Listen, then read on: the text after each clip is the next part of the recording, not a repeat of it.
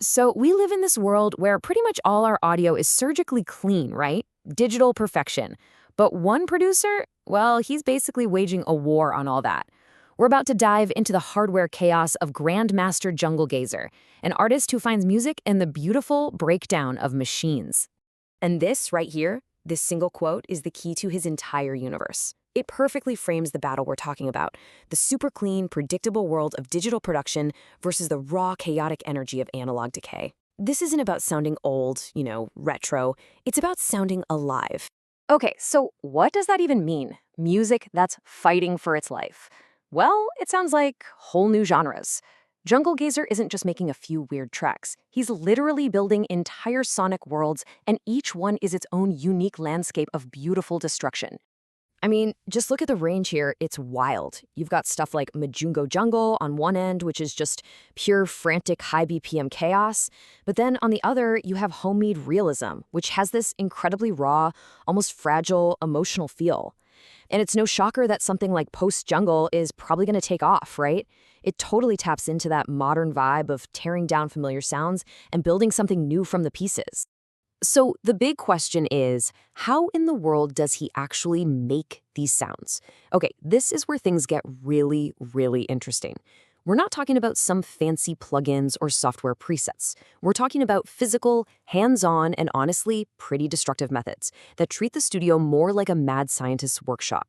Let's just start with maybe the most extreme example, vinyl chalking. And yes, you heard that correctly. The man physically takes a rotary tool, maybe even a knife, to a vinyl record and carves a jagged, sawtooth edge into it. The point isn't to play the music on the record, it's to play the damage. And this is where the genius of his philosophy just clicks into place. By physically damaging the record, he forces the stylist to skip and jump around in these chaotic, but still rhythmic ways. This creates a whole new percussion layer you could never program. You get these wild pitch wobbles, deep rumbles from the needle hitting the jagged edge, and when you compress it, you get this incredible, punchy, chaotic texture. It's just amazing. And then there's something called bass frocking. So he'll take a clean, beautiful, deep 808 sub-bass, the foundation of so much modern music, and he just obliterates it. He runs it through a whole chain of distortion and fuzz pedals until it completely shatters, turning it from this smooth, deep tone into a gritty, tectonic, percussive force. The bass literally becomes a drum. Now, you have to understand, these techniques aren't just random experiments. He's not just messing around for the sake of it. They're all guided by this really deep philosophy. It all builds up into what is basically a full-blown manifesto for redefining what a music producer even is. And this comparison here is really the heart of it. On one side, you have the perfect programmer who wants surgical control over every single sound. But Junglegazer sees himself as the gardener of chaos. He doesn't try to force a perfect outcome. Instead, he sets up an unstable system, and then he just listens. He waits for those little magic moments of instability. For him, a glitch isn't an error you erase. It's a compositional event. It's a gift from the machine. This whole idea is perfectly captured in his principles of cassette reality. That little pitch drift you get from an old tape, that's not a flaw, that's the groove. Every single time you record onto that tape, it's a totally unique performance that can never, ever be replicated. It turns cheap, beat-up gear from the thrift store into something heroic, because its flaws are what give it so much raw emotion. So all of this philosophy, all these destructive techniques, they all lead to this, his most revolutionary and, believe it or not, his most accessible technique yet. This is the centerpiece of his work right now, cassette bounce feedback, or CBF. He calls it his analog AI. The concept itself is just beautifully simple. You feed a sound into a cassette deck, but then, and here's the trick, you route the output right back into the input. This creates this self-evolving feedback loop where the sound just keeps recording over itself again and again and again. And with each pass, it picks up more of that delicious tape character, the hiss, the wobble, the saturation. The machine actually starts writing the music with. And here is the absolute best part.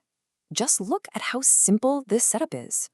This isn't some $1 million studio secret guarded by the pros. It's your computer, a cheap cassette deck you could find for $15, and a couple of cables. You create what he calls the loop of doom, where one path feeds the machine and the other path lets you record all the beautiful chaos that comes out. Anyone can do this. So, how well does this actually work in the real world? Well, it's been rated a staggering 9.8 out of 10. That's basically perfect. And it's not just hype, let's break down exactly why. Okay, so originality and vibe get perfect 10s. I mean, of course they do. It's a raw, immediate rebellion against sterile digital sound. It's also super easy to set up. But the most interesting part of this whole thing is that last rating. Consistency gets a 4 out of 10. And here's the secret. That's a good thing.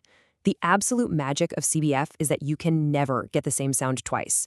Every single pass creates its own unique audio DNA. So as we start to wrap this up, what's the big takeaway here? This isn't just about making some weird, glitchy noises. This is actually a pretty fundamental statement about where music creation could be headed. It really all comes down to these 4 simple words, the tagline of his whole manifesto. Let the tape decide. It's a call to give up some of that control, to collaborate with the beautiful flaws of the physical world, and to accept that a machine's instability isn't a problem that needs fixing, it's your co-producer. And it is so important to get this straight. This is not about nostalgia. He isn't trying to sound like the 90s. He's using the real-world physics of tape decay and hardware failure as an expressive, totally modern tool. The sound he creates reflects the beautiful, unpredictable chaos of the world we actually live in, not some airbrushed, perfect version of it. Which, leaves us with one final big question. As our tools get smarter and smarter, pushing us closer and closer to automated mathematical perfection, could it be that the most human, the most creative, and frankly, the most exciting path forward actually lies in embracing chaos, embracing imperfection, and just letting the machine fight for its life?